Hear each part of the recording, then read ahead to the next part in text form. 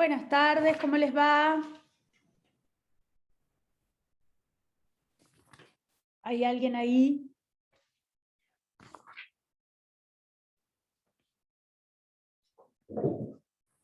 Buenas tardes. Buenas tardes, buenas tardes. Vamos prendiendo las camaritas, los que no estén almorzando, en el trabajo, en el colectivo. Se me había tildado la cámara.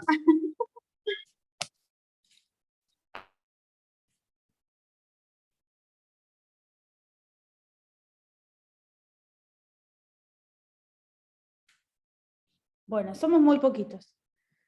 Pensaba encontrarme a un alumno, Agustín, que me mandó un montón de mails, pero veo que no viene a clase, por eso después no entiende. Bien, vamos a arrancar con la clase de hoy. ¿Alguna pregunta, chicos, de los que estuvimos viendo? Nada, todo más que claro. Viernes examen oral, ¿sí? 15 horas, vamos a tener 3 aulas. Está todo estudiado. Imagino que lo que vamos a hacer es una clase de repaso hoy. Bueno, espero escucharlos con alguna duda, alguna pregunta. Vamos a continuar con los principios procesales, ¿sí? Estas directrices que tenían que seguir los jueces a la hora de llevar adelante el proceso y de resolver. Recuerden que nosotros estamos viendo actos procesales, de forma, ¿sí? No de fondo. Y los actos de forma tienen que cumplir con estos principios básicos del derecho procesal. Algunos se aplican a la materia procesal civil y comercial, otros a la materia procesal laboral, contencioso administrativo y penal, ¿sí? Vimos la clara diferencia entre el principio dispositivo y el principio inquisitivo. Vamos a continuar, algunos con su contrafrente, con su opuesto, y otros principios individuales que hacen al proceso. Vamos a ver el principio de inmediación, ¿sí? Este es un principio que claramente lo tenemos determinado en los procesos orales, en donde aquellas actividades procesales se desarrollan de manera oral. ¿Por qué? ¿Qué implica el principio de inmediación? Es la cercanía del juez. Que el juez esté de manera directa atravesando el acto procesal en el que nos encontremos. La inmediación procesal supone entonces la intervención directa del juez dentro del acto procesal, no del proceso, porque en el proceso claramente el juez tiene una actividad, ¿sí? ¿Qué es? Sentenciar, llegar a una resolución. Pero además, a lo largo del proceso va a ir teniendo diferentes actividades procesales que están relacionadas con las resoluciones judiciales, ¿sí? Que seguramente ustedes ya vieron y estudiaron. Va a dictar providencias simples, va a dictar sentencias interlocutorias y finalmente, en un modo normal de terminación del proceso, llegará a la sentencia definitiva. Pero no hay inmediación con relación al juez. Nosotros no estamos directamente realizando una actividad en su presencia. De lo que nosotros vimos en las unidades que estudiamos con anterioridad, muchas caras yo las veo que han venido a las clases, algunos no, algunos los veo recién hoy, pero otros son, por suerte, habitués de la clase. ¿Qué acto procesal nosotros estudiamos donde imponía la intervención del juez o eventualmente un funcionario judicial que el juez determinara?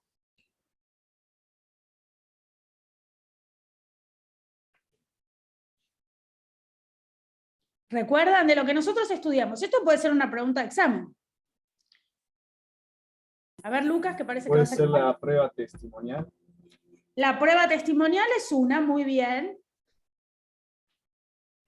La prueba testimonial en los procesos de oralidad, en los procesos de justicia 2020, en la audiencia preliminar, se va a depurar la prueba y se va a fijar la audiencia de vista de causa. Y en la audiencia de vista de causa se van a concentrar, que vamos a ver que es otro principio procesal, la prueba oral, testimonial y de absolución de posiciones. Pero hay una prueba en donde hay una intervención directa del órgano jurisdiccional, del juez. ¿Cuál era? A ver.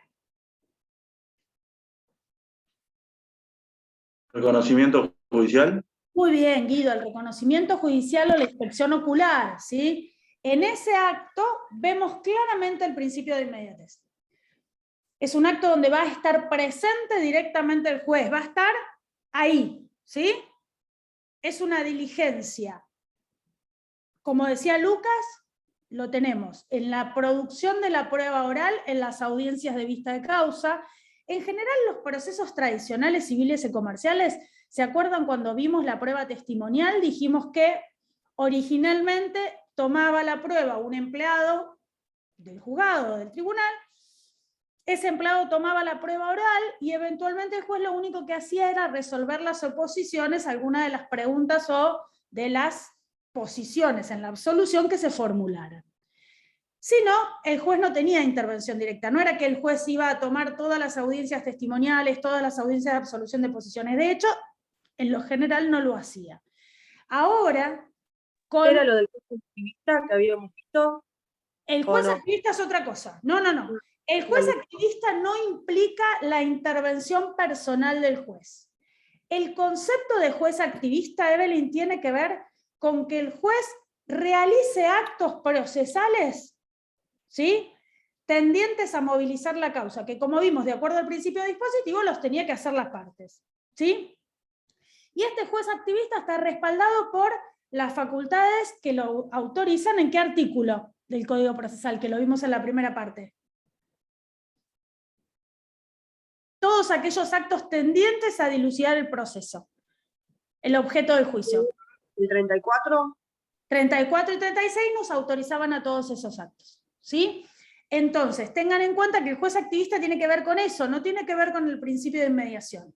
En el principio de inmediación tenemos la presencia del juez, no que el juez va a resolver algo, ¿sí? Y a partir del proceso de justicia 2020, como bien lo indica Lucas, no es una situación tradicional, sino una nueva, introducida por el principio de oralidad, netamente relacionado con el principio de oralidad.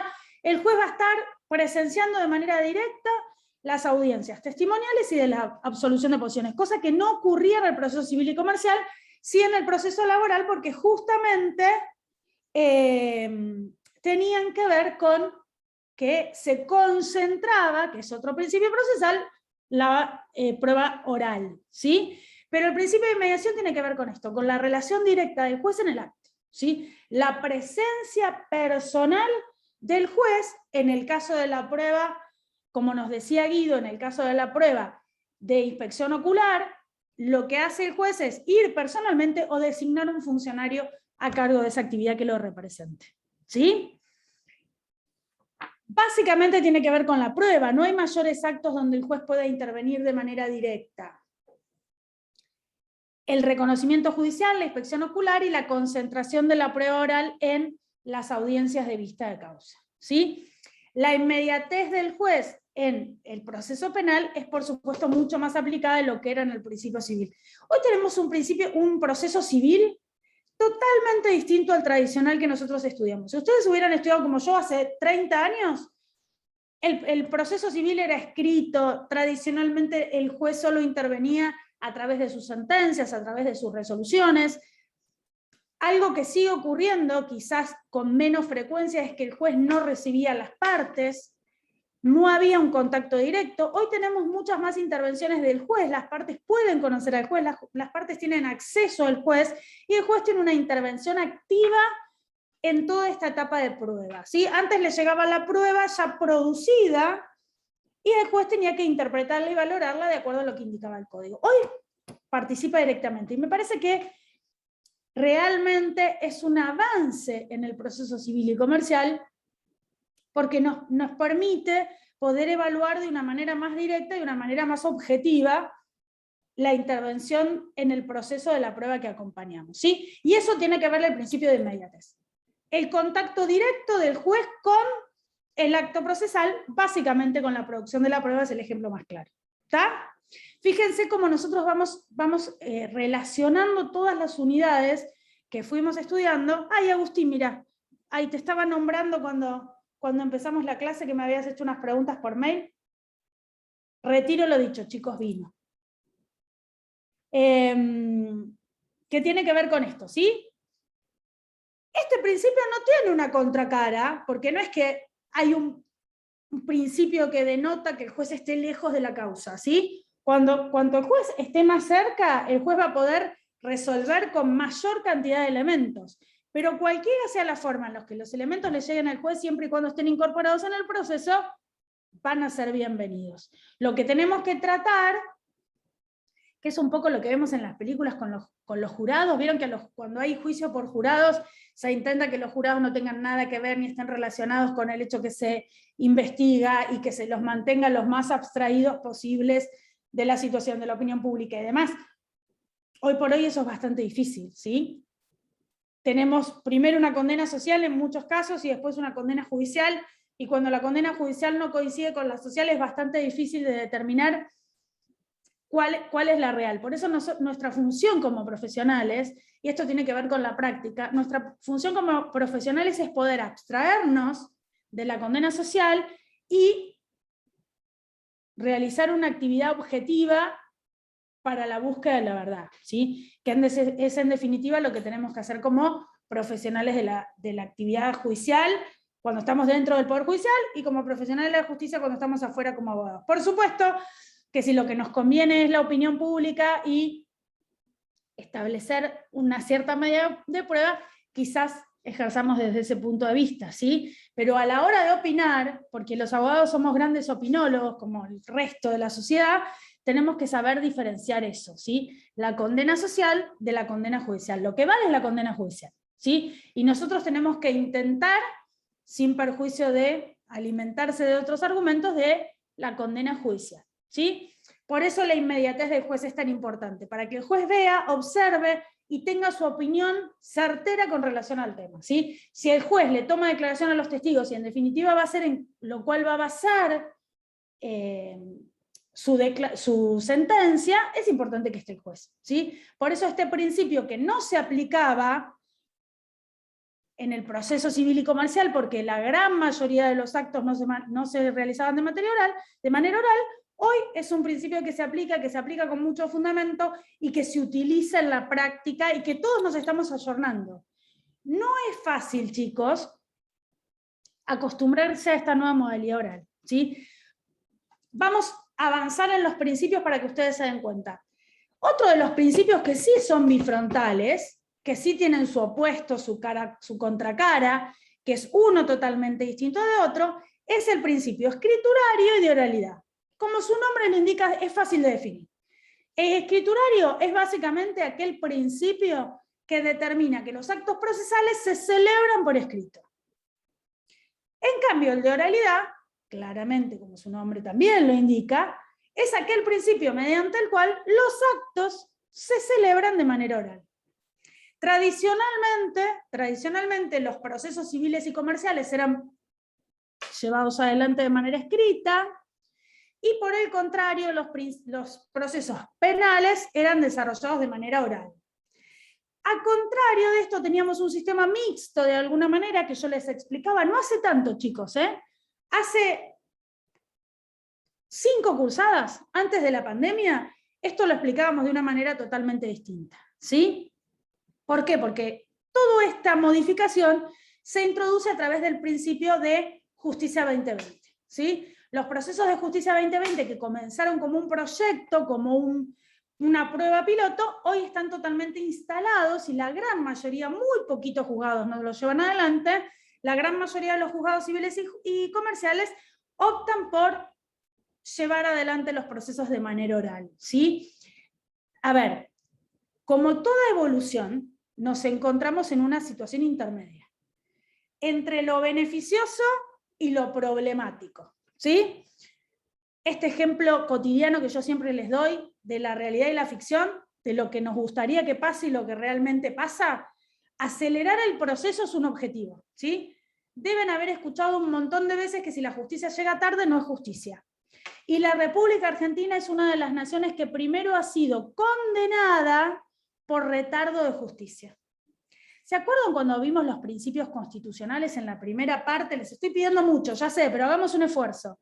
En la primera parte de la materia nosotros vimos los principios constitucionales, y uno de los principios era el tiempo razonable, ¿se acuerdan? Díganme que sí, aunque no se acuerdan, no importa.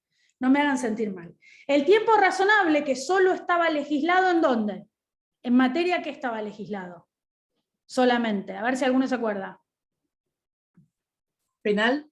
En materia penal, ¿sí? Solo estaba legislado en materia penal, no tenía una determinación de tiempo razonable en materia civil y comercial, pero pero se había sancionado a la República Argentina por demorar en demasía, irrazonablemente, un proceso laboral por un reclamo de ART, ¿sí? De riesgo de trabajo.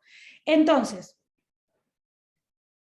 la Corte Interamericana de Derecho sanciona a la República Argentina por vulnerar el principio de plazo razonable, ¿sí? Un principio constitucional. Con la oralidad, y ustedes dicen, bueno, ¿qué tiene que ver todo esto con la oralidad? Con la oralidad lo que se intenta es justamente lograr acceder al plazo razonable para que la justicia llegue a tiempo, ¿sí? Pero todavía estamos en ese camino intermedio entre poder y realidad, y la verdad es que tenemos determinados plazos que en la práctica no los podemos llevar a ejecutar, ¿sí? ¿Por qué? Porque nosotros tenemos que fijar desde la audiencia preliminar un plazo de 90 días, no más de 90 días para la audiencia de vista de causa, y muchas veces no se logra en ese tiempo proveer toda la prueba ofrecida, ¿sí? Ni hablar si tenemos muchas pericias, ni hablar si tenemos muchos oficios. ¿Por qué? ¿Qué vamos a concentrar en la audiencia de vista de causa? Las testimoniales, ¿sí? ¿Qué otro problema tengo? ¿Se acuerdan que lo vimos cuando vimos prueba testimonial? Si yo no logro llevar a los testigos a esa prueba, a esa audiencia de vista de causa, tampoco los puedo traer por la fuerza pública.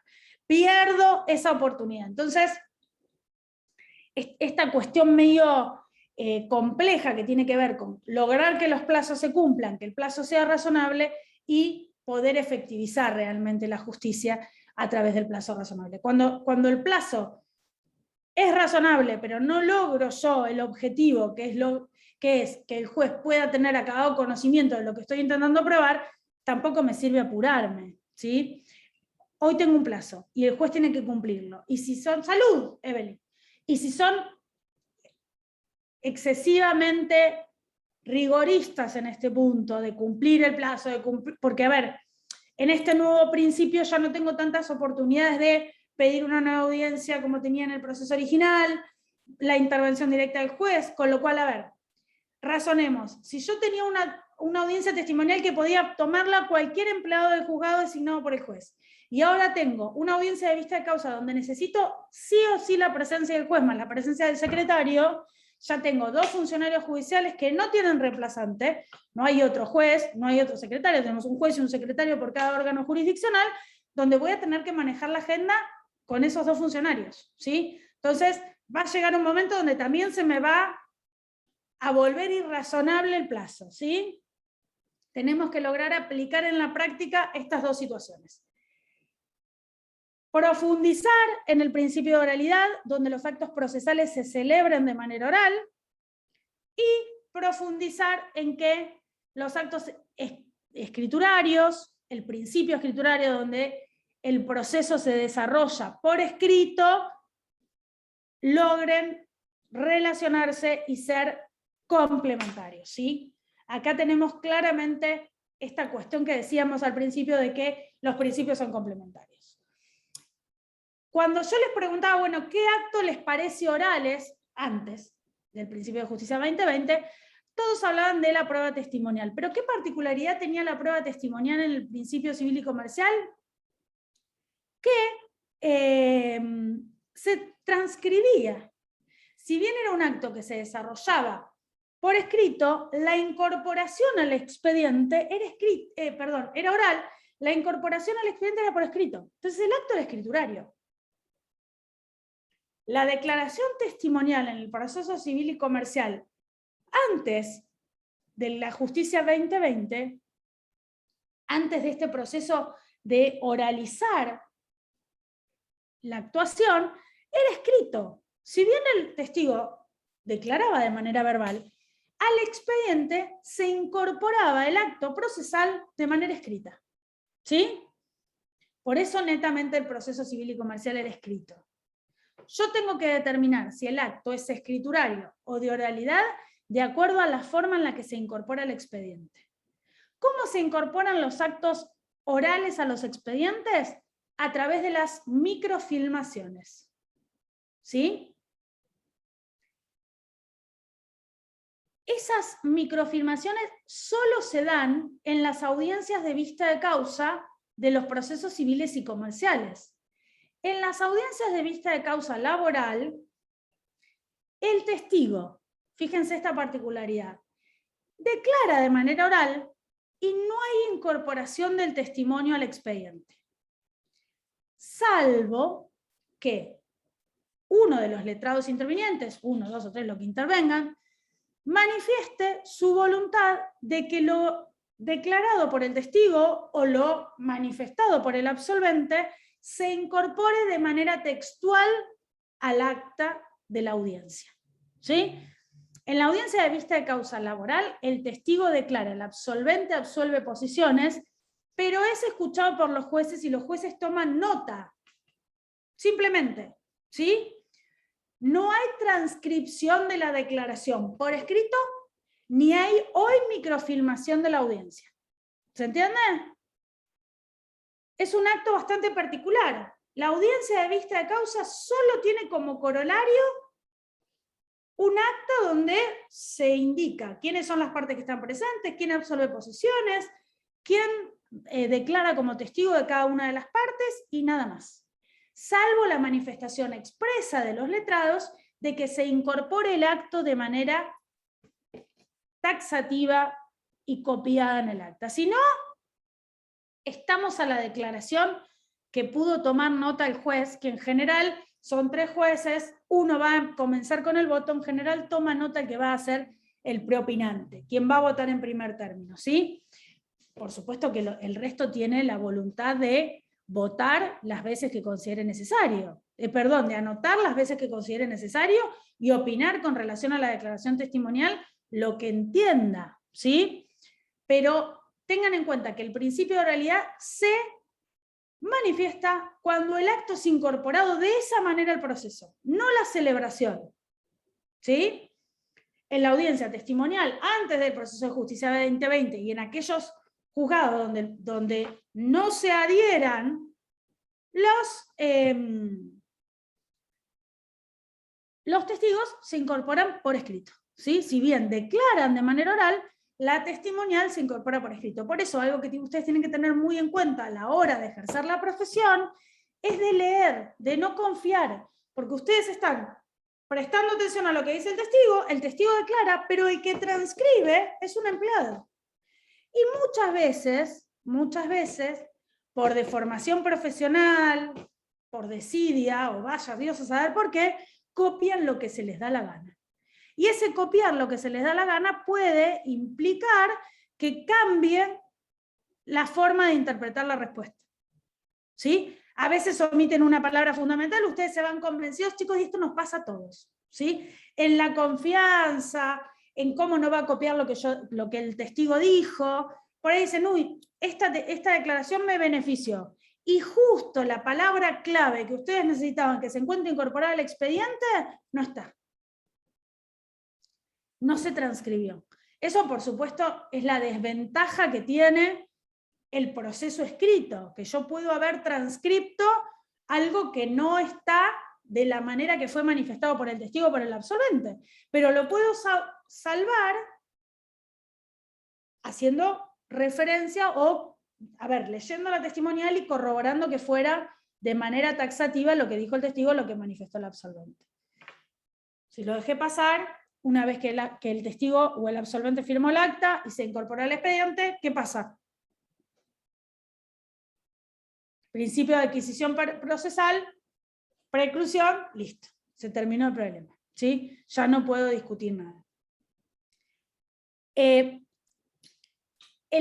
tema de que la incorporación sea de manera oral y el juez pueda ir y venir sobre la declaración, ir y venir sobre la absolución, estar presente en esa declaración le permite una actividad reflexiva más importante, ¿sí?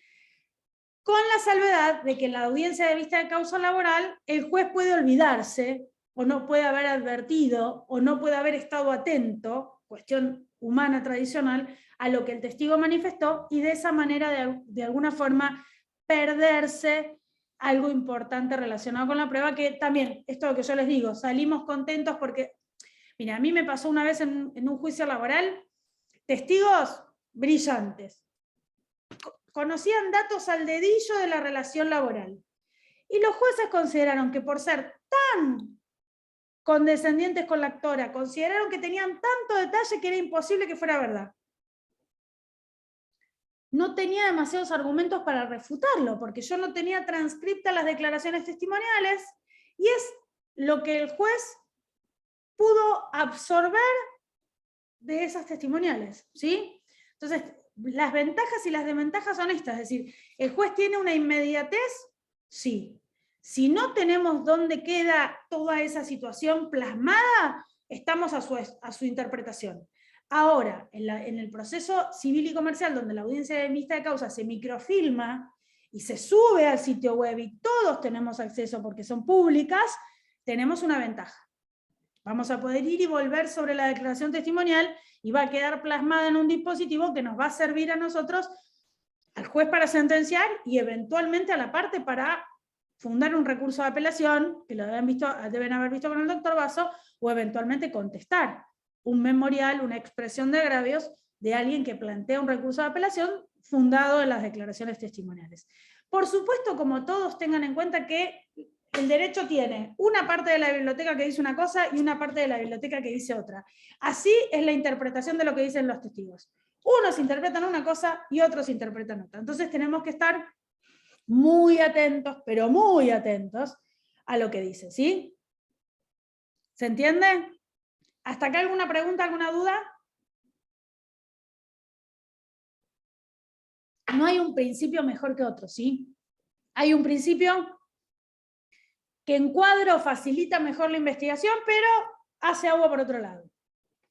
Aplicarlo bien es el punto fundamental. Cuanto más público sea el acto, más ventajas nos da de poder hacerlo certero, transparente, ¿sí? Pero bueno, esas cuestiones son bastante obsoletas y no podemos probarlas, ¿sí? Seguimos con los principios. Principio de publicidad. ¿Qué implica este principio? Que los actos procesales, justamente para esto que yo les comentaba hace un ratito, para garantizar su transparencia, deben ser presenciados o conocidos incluso para los que no son parte. Y a ver si alguno me puede decir este principio en qué proceso no se aplica expresamente. ¿En familia? Exacto, en los procesos de familia. ¿Quién habló? Yo. Ah, Eugenia, no te había visto. Muy bien, Eugenia, exactamente. El Código Civil y Comercial de la Nación, a partir de su unificación y reforma, determinó que los procesos de familia no son públicos, tienen carácter reservado. Con lo cual, no estamos vulnerando el principio de bilateralidad procesal. ¿Sí? Este es otro principio. No quiero que se los confundan. La bilateralidad implica el conocimiento de la contraria de lo peticionado por una parte. ¿Sí? El principio de publicidad implica el conocimiento de la presencia de los actos procesales por todos. Los expedientes son públicos, las audiencias son públicas. De hecho, tenemos un sitio en la Corte que cuando funciona, para que ustedes se den una idea, hoy funcionó de 8 a 9, de 11 a 12, de 2 a 2 y cuarto, no funcionó todo el día, se está poniendo bastante difícil el ejercicio de la profesión. Ese sitio de la Corte, cualquiera de ustedes podría, a ver si logro, no puedo compartir pantalla. No tengo a nadie que sea anfitrión acá, ¿verdad? No. Bueno, quería mostrarles para que ustedes vieran la página de la Corte. Pero no podemos.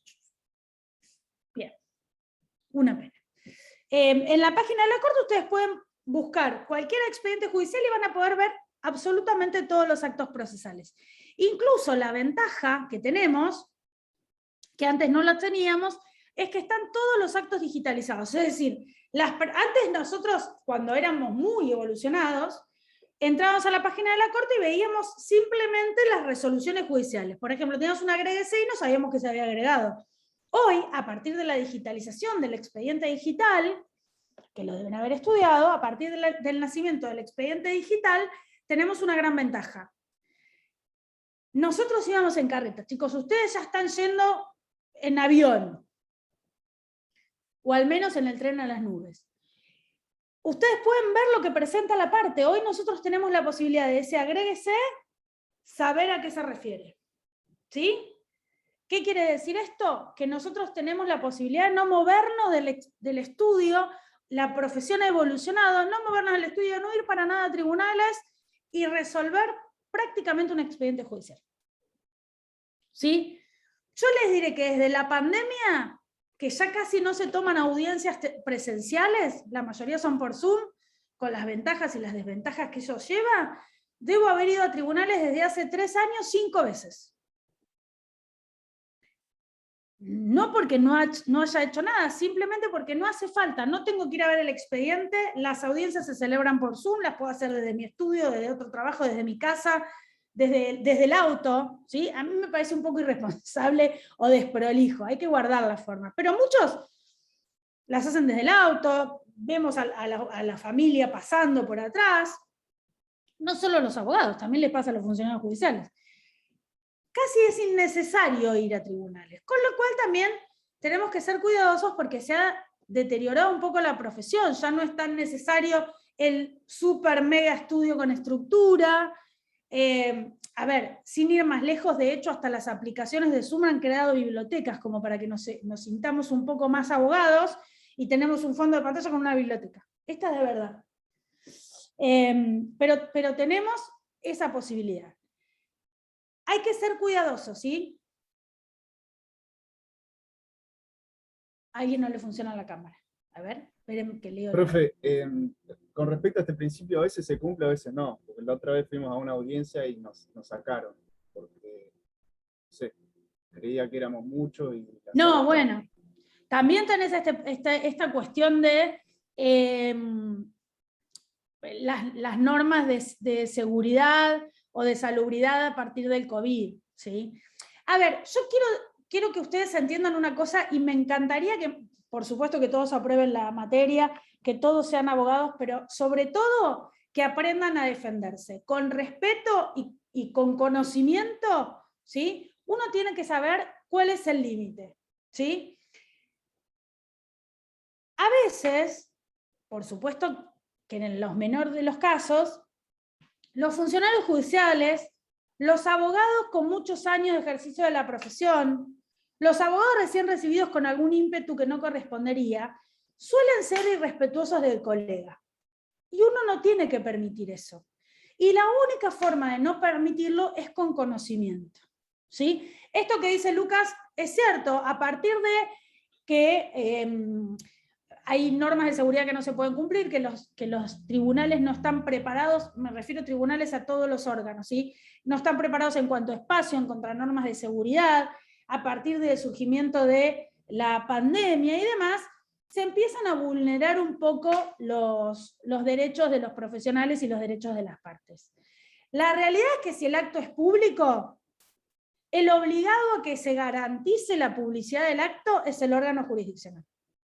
Entiendo, Lucas, que si lo que, no sé puntualmente qué pasó, pero si lo que iba era un grupo de estudiantes a presenciar una audiencia para aprender, el juez puede interpretar que no hay espacio suficiente para que en esa audiencia estén 20 alumnos. Ahora, y me ha pasado, si lo que el órgano jurisdiccional pretende es que la parte no ingrese a la audiencia porque son muchos, realmente está vulnerando el principio de publicidad.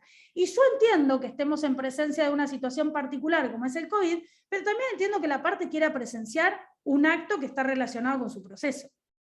¿Sí? También me parece innecesario que vayan 3 abogados por una parte, 2 abogados por una parte, si podemos respetar las normas de salubridad. Pero este principio de publicidad y todos los principios, están obligados a aplicarlos los jueces y los abogados estamos obligados a controlarlos. ¿Sí?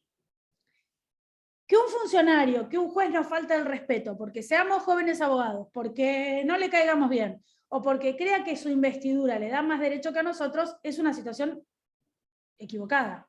Eran 4 alumnos o 4 partes. 4 alumnos. Bueno, en el caso de los alumnos entiendo que por ahí tiene que ver con eso. Antes era más accesible. La verdad es que lo que no les gusta a los jueces es que les llenen los recintos de partes. Pero a veces, a ver, en muchas situaciones uno para aprender es como en el deporte. Se aprende a jugar al tenis jugando al tenis, no mirando un partido de tenis, ¿no? Podés aprender técnica, podés sacar alguna. Yo siempre digo lo mismo. Si yo tengo que ir a una audiencia y nunca fui a una, es probable que cometa muchos errores. ¿Nosotros dónde vemos la mayoría de la práctica? Salvo la práctica penal, que lo hacen un poco más teatralizada, la práctica civil, ni hablar de que no hay práctica laboral, ni hablar de que no hay práctica contenciosa administrativa. Ustedes la ven desde un papel, como mucho desde una charla con el docente, pero nadie va realmente a tribunales a presenciar un juicio. A mí no me llevaron, no sé ahora, pero a mí no me llevaron a ver una vista de causa, no me llevaron una testimonial, tuve que hacerlo en el ejercicio de la profesión, por suerte, o por desgracia, vaya Dios a saber, empecé a trabajar en un estudio, y en el estudio, ya hace tanto que no me acuerdo, pero me parece que acompañé alguna vez al abogado antes de que me dejara sola, alguna testimonial como para ir fogueándome. Pero de todas formas, la experiencia se adquiere con práctica, ¿sí? Yo hay algo que les digo siempre cuando vienen a rendir el examen oral. Hoy el proceso, cualquiera sea el fuero, tiene mucho de oralidad. Si ustedes vienen a rendir un oral y, entiendo los nervios, pero se ponen a llorar, no hablan, me ha pasado tomarle a chicos orales mascando chicle, enojados, llorando, la verdad que es la forma en la que uno se presenta. El examen oral, cuantos más exámenes orales tengan, más práctica van a tener en el proceso, ¿sí? Pero también tiene que ver con una cuestión de postura. La profesión del abogado, uno no solo tiene que ser buen abogado, tiene que parecerlo, ¿sí? Tenemos mucho de lo que yo intuyo porque los veo que no les va a gustar, seguro Lucas vos no vas a coincidir conmigo, pero el abogado es imagen, apariencia y contexto, ¿sí? Por supuesto que el conocimiento y todo lo demás. Pero si viene un abogado desalineado o un alumno desalineado, irrespetuoso, por más que conozca un montón del proceso o por más que sepa un montón de la materia, a uno lo predispone mal. Y eso es lo que ustedes tienen que entender. Pero, ¿sí? pero usted dice, por la audiencia, fuimos bien vestidos, me parece. No, tu audiencia no te dejaron entrar por esto de que los jueces no entienden, se olvidan. Es como los profesores. Los profesores, cuando tenemos muchos años, a veces nos olvidamos que fuimos alumnos. ¿Ustedes creen que todos los profesores que se sientan frente a ustedes se sacaron 10 en todas las materias, fueron a rendir sin estudiar? O sea, todos hemos hecho lo mismo que hacen ustedes. Lo que pasa es que a medida que avanzamos y vamos asumiendo poder, nos vamos olvidando.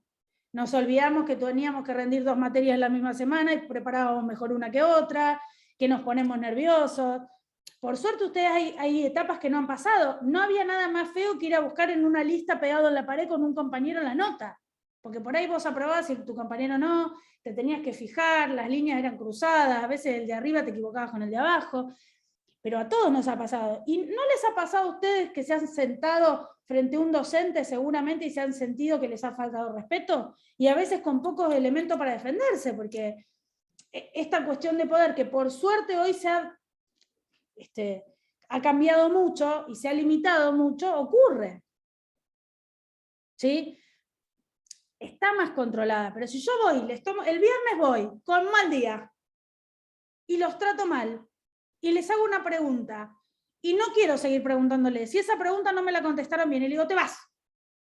A todos nos ha pasado, chicos. Eso no está bien, porque implica olvidarse de cuando uno fue estudiante, no aprobar a alguien que no sepa, yo no digo eso. Digo que uno tiene que guardar las formas, pero hoy un estudiante tiene muchos más elementos de los que teníamos nosotros en nuestra época. Seguramente va a bajar y se va a quejar en el centro de estudiantes, va a pedir hablar con el consejo, tiene más elementos, ¿sí? La persona que no les permitió a ustedes presenciar, quizás les debería haber dejado al menos a uno entrar, porque no hay forma que ustedes aprendan como estudiantes si no presencian una audiencia. Yo entiendo que el COVID y todo esto nos complica la vida, la existencia y las normas de seguridad. Pero entre nosotros yo quisiera ver si ese funcionario judicial no iba a la playa en el verano y todas esas cosas. Sí, está bien, si dejaba entrar a 2, no vulneraba el principio de publicidad. ¿Sí? Acá Lucas me deja que dejaba entrar a 2. Tampoco nos podemos quejar por quejar. De todas formas, no sé si era un proceso oral, si era un proceso de qué tipo, en qué materia. Era penal. Penal, claro. En penal, ni te cuento la justicia federal penal, tener acceso al acto es bastante difícil. Tener acceso al acto procesal es tremendo, ¿sí? Muy complejo. En todos los demás fueros es mucho más fácil. En penal es mucho más complejo, ¿sí? Por la temática, por lo que se trata. Pero, les vuelvo a repetir, en civil, en comercial, en contencioso administrativo, en laboral, ustedes van a poder tener acceso a los actos procesales e incluso a las presentaciones de las partes, y de esa manera se garantiza la publicidad. Los actos están como públicos. Los únicos actos que se encuentran exceptuados de darse a publicidad son aquellos relacionados con las medidas cautelares, hasta tanto la medida se efectivice. Una vez que la medida se efectiviza, el acto debe convertirse en público, ¿sí?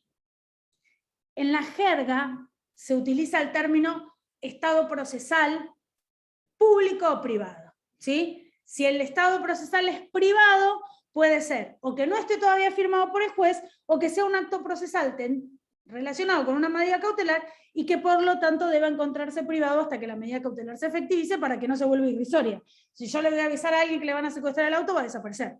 Si voy a avisarle a alguien que le voy a embargar las cuentas, las va a vaciar. Entonces, esa es la finalidad de la excepción a la publicidad de los actos procesales. Los únicos actos que están exceptuados de ser públicos son expresamente determinados por la ley, los relacionados con el derecho de familia, de acuerdo a la norma del Código Procesal, del Código Civil y Comercial, y los relacionados a medidas cautelares. Los relacionados a las medidas cautelares, ¿de qué otro principio estaban exceptuados? ¿La excepción de qué otro principio era?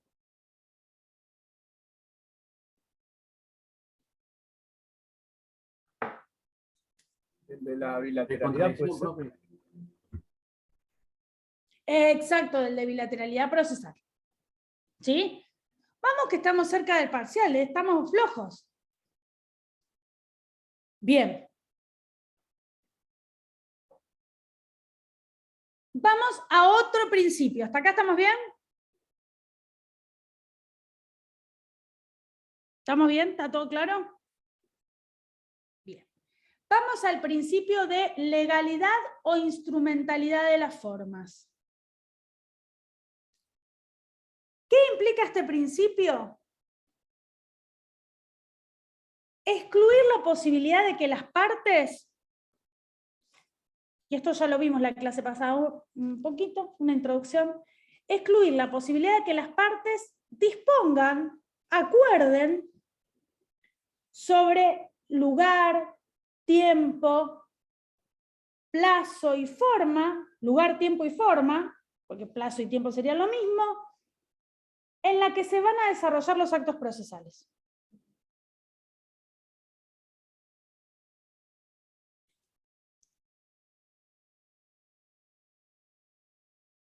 ¿Qué quiere decir esto? Que si el Código Procesal dispone un plazo para contestar la demanda de 10 días, de 5 días para poner excepciones, de 5 días para los traslados, las partes no pueden convenir voluntariamente prolongar o achicar ese plazo. ¿Sí? Si el acto procesal debe celebrarse por escrito, debe realizarse de esa manera. El principio de legalidad e instrumentalidad de las formas no se aplica en la administración pública en la instancia de agotamiento administrativo previo, ¿sí? Rige el principio de flexibilidad de las formas. Y esta situación de flexibilidad de las formas también es utilizado para los casos en los que el juez o el órgano jurisdiccional necesita adaptar actos procesales, ¿sí? En ese caso, podemos también exceptuarnos de la legalidad de las formas. Bien, seguimos con los principios. Principios de economía procesal. Este principio lo que tiende es a abreviar los actos procesales y de esta manera acelerar los tiempos que nos llevan a la celebración de la sentencia, al dictado de la sentencia definitiva. Recuerden que es el artículo 34 del Código Procesal Civil y Comercial, en su inciso 5, el que dispone que es una obligación del juez vigilar que la tramitación de la causa se procure la mayor economía procesal. Un ejemplo de economía procesal es la aplicación del principio de concentración.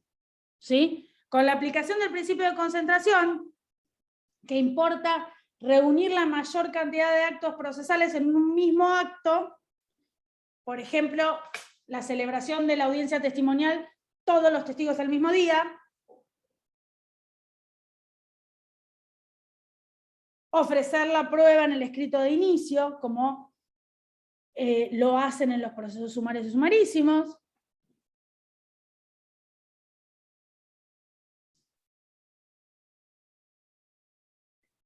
Estos principios se complementan. Otro de los principios procesales que vamos a estudiar es el de celeridad procesal.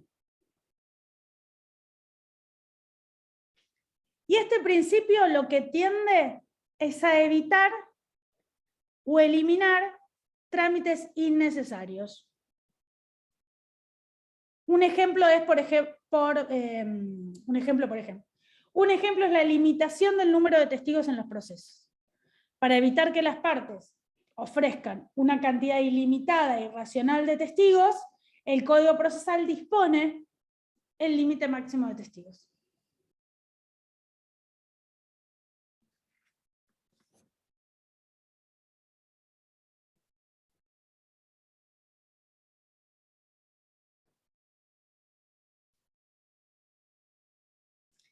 El principio de eventualidad, que es un principio que se aplica en materia recursiva,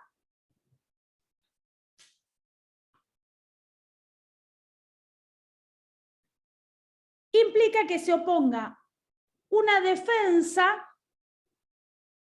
o un recurso para el caso de que no prospere otro. ¿Qué ejemplo tenemos del principio de eventualidad en materia recursiva? ¿Cuál les parece que es el ejemplo?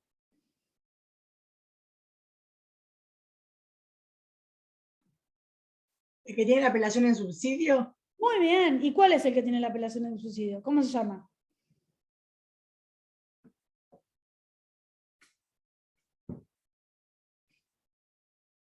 Recurso de revocatoria con apelación en subsidio. Muy bien, Guido, exactamente. El recurso de revocatoria con apelación en subsidio es la aplicación del principio de eventualidad. Si no prospera el recurso de revocatoria, se deja planteado de manera subsidiaria el recurso de apelación, ¿sí? Recuerden que aquí también funciona la aplicación del principio de preclusión procesal. Si yo no apelo en el mismo acto que interpongo el recurso de revocatoria, no puedo hacerlo con posterioridad, ¿sí? Precluye mi facultad de hacerlo. Principio de saneamiento, y esto tiene que ver con la actividad directa del juez. Y el juez puede sanear, depurar, expulsar, mandar a atestar, sacar, desglosar, todas aquellas presentaciones que puedan entorpecer el pronunciamiento sobre el mérito de la causa. Puede decirle previamente, acompañe, previamente, adjunte.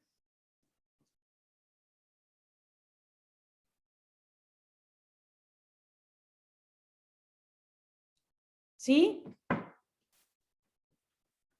Después tenemos un montón de principios, ¿sí?, que están relacionados de manera mayor o menor con la actividad de las partes y la colaboración en el proceso, ¿sí? Ya vimos los más importantes. ¿De alguno de estos les queda alguna duda? Preclusión, adquisición procesal, lo vimos en la clase pasada. Ah, nos falta uno importante. El principio de congruencia.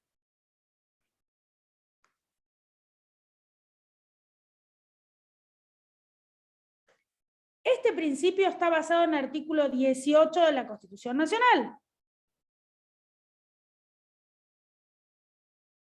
Y está relacionado entre que lo que se pide debe ser congruente, concordante con lo que se resuelve. O a la inversa, lo que se resuelve debe ser concordante con lo que se pide, más claro, ¿sí?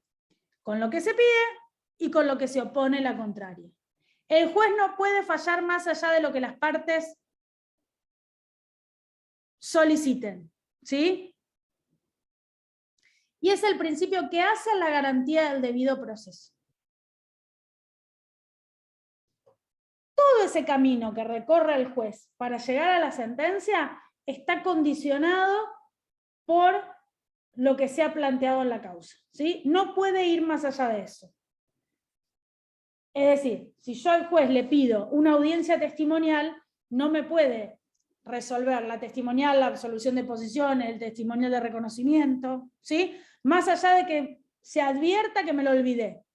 El juez tiene que resolver en la medida de lo que se pida y en la medida de lo que se oponga.